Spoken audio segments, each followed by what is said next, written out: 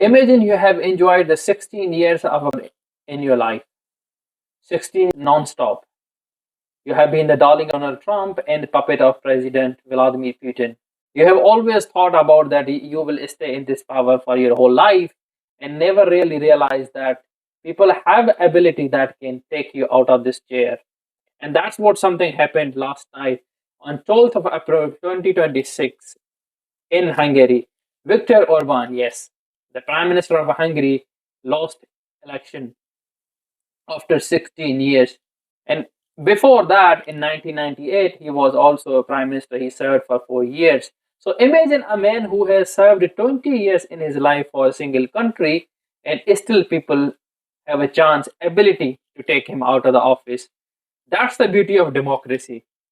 For many people, democracy is sort of a, you know, Trojan horse, or it's a trap. It is just a vicious cycle that comes from one party to another party, from one personality to another personality. But again, that is an ability, that is a wish and desire that is only in the hands of people, that they can choose whatever they like, whoever they want in their life. And that's what we have observed last night in Hungary. A man who has served 16 years in his life lost an election, and the opposition party, Victor Magyar, has won the election with two-third majority. Imagine now, Viktor Orban, when he won an election in 2010, he changed the constitution of country. All powers were in his own resolve, in his own hand. He was manipulating the whole, administrative power according to his ability. He was somehow, empowering the bureaucrats of his own likes, and at the same time, he was controlling the courts, and he also changed the landscape of media. And he has created sort of a echo chamber where media was only praising him and sort of giving him whatever he wants to hear and whatever he wants to see on a television. Despite that, imagine, despite that, people of Hungary chose what? To take him out of the office after 16 years. He has all the powers and resources while he was in power to somehow enforce the election and somehow give subsidies or spend money into his public. That public can actually change their opinion against him and support him again for 4 years.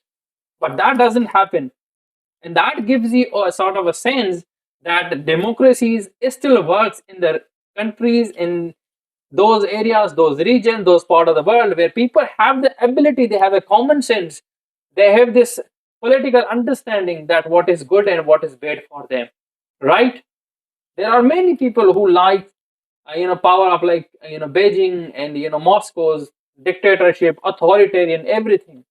But they also misunderstand that if these power stays for whole life, then you do not have any say or you do not have any contribution into the system. Then the whole system will run you, rather you run the system.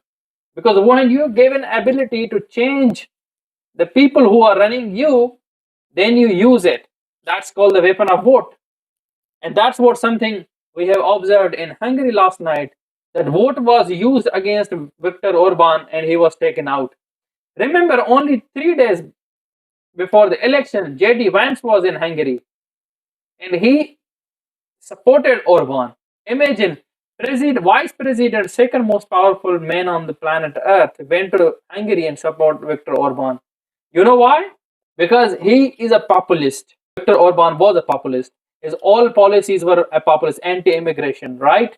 Anti-human, anti-trans rights. Even he has banned the sexual education, gender studies in his colleges and universities. And you know what is the sentiment behind banning this such education? To control the trans rights. He was an anti-immigrant, but anti-immigration was at his own convenience. He disliked some people in some part of the countries, some part of the world, but at the same time, he was bringing people from Turkey, China, Japan to manufacture cars in Hungary. That's populism. Populism is decision of your own choices rather the decision of interests that can serve the country. That was Orban doing, right? And now he has only won 55 seats, and 139 seats were won by his opponent, who claims to be a two-third majority in the country. And now he can have powers that can actually enhance the ability of engaging with the EU and somehow distancing from the Moscow. Imagine Viktor Orban is the same guy who opposed funding to Ukraine in war against Russia. And imagine Viktor Orban is a European. He belongs to EU. At the same time, he was against funding, sponsoring Ukraine in war against Russia. That was happening before his eyes.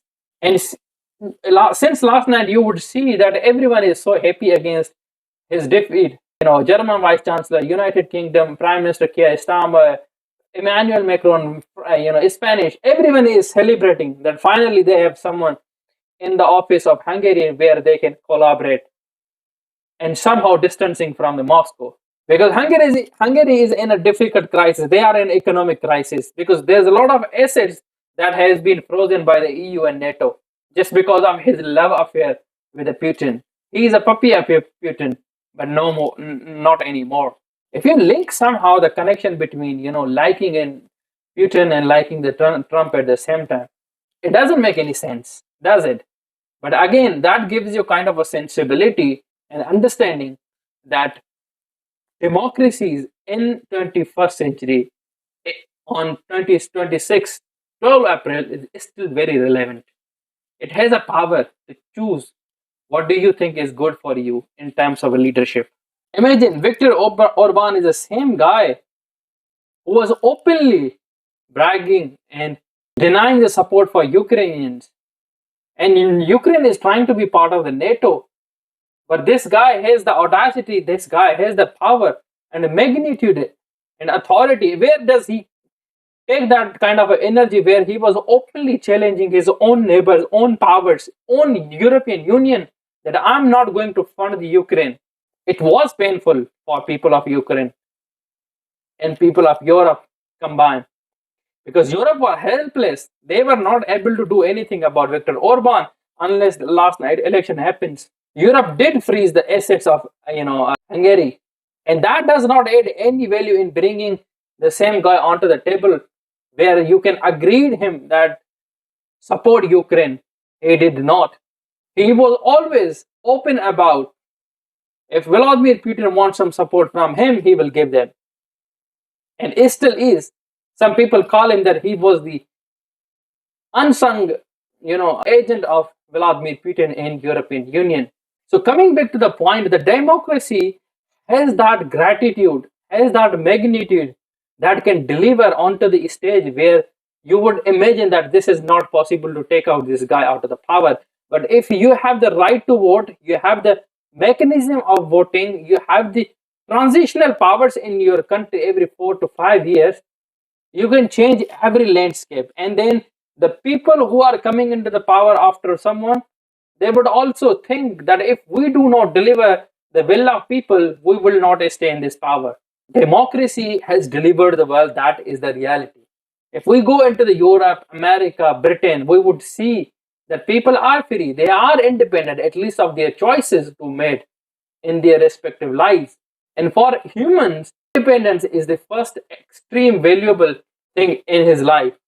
Without freedom, you cannot have any easy access to your success, because freedom gives you a kind of energy that you drives or that you use against any struggle or against any conflict to become successful.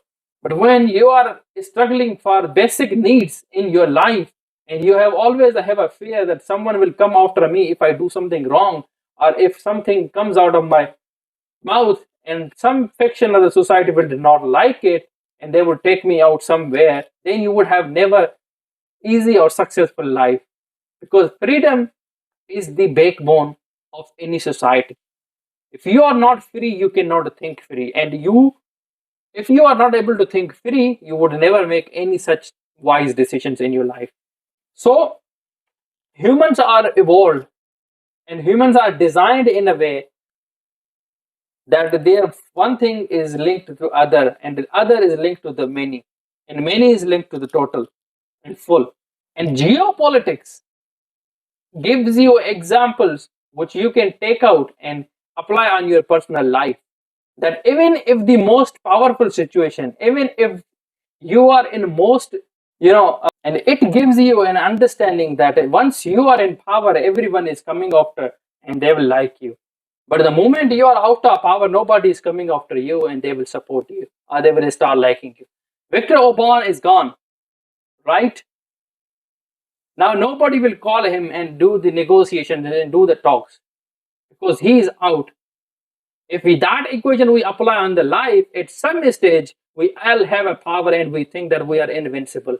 But that power eventually goes away and fades. And then after we will realize what is my understanding of life and where do I stand in my life. Because standing in life somewhere at some point is very important.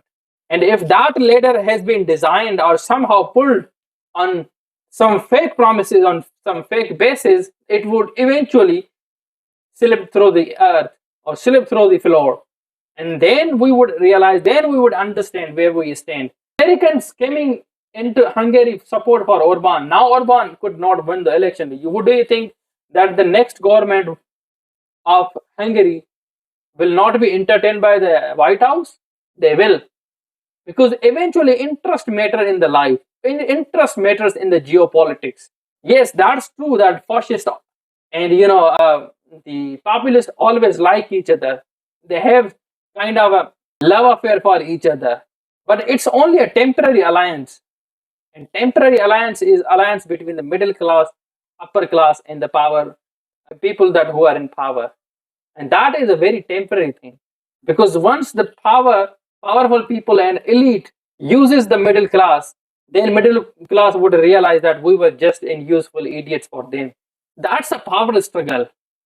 And that power struggle is always against the will of people, unless people come and vote against the tyrants. Viktor Orban was such of a tyrant in the society, in the Hungarian society at least, but he was taken out. It's not like that he could not do anything about that. He is in opposition. Maybe he will come again. But if you go into the deep details and dive into this, you would find out that he gave a lot of subsidies for Hungarian people, but still he is defeated. Those subsidies could not convert into his success in election. That gives you at least a basic information and understanding that once you are free, you are able to make your decisions. And in 21st century, political decisions are very important because they define your life. That how would you live your life and how your life would look like after 4 to 5 years.